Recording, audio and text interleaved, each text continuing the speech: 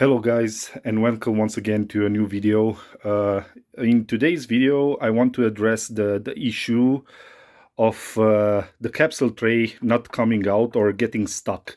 A lot of you guys ask me in the comments of my videos how to resolve this problem, and actually this is really simple.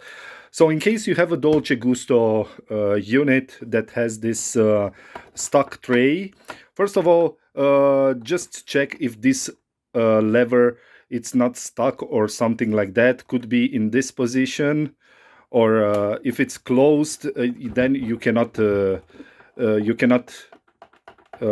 completely remove the capsule tray. So be sure that it's all the way up, and then yeah, you can remove it. Yes, this is plain simple, of course not.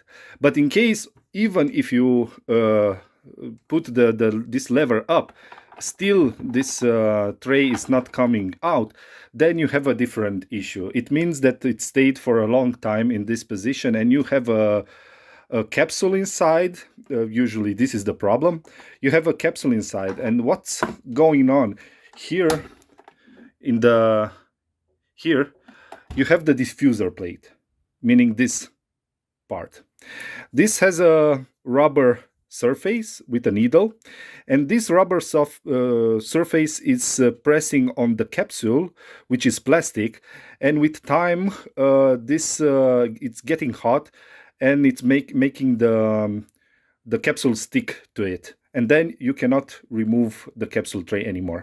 And what you have to do is get this diffuser plate hot again in order for the capsule to get out, or yeah, do not stick anymore to it. So what you have to do is just put it on hot water. Let it go through some cycles with some hot water through the capsule inside. This will give the rubber a new texture. It will get a little bit hot, and eventually the capsule will fall off, and you can remove the capsule tray again.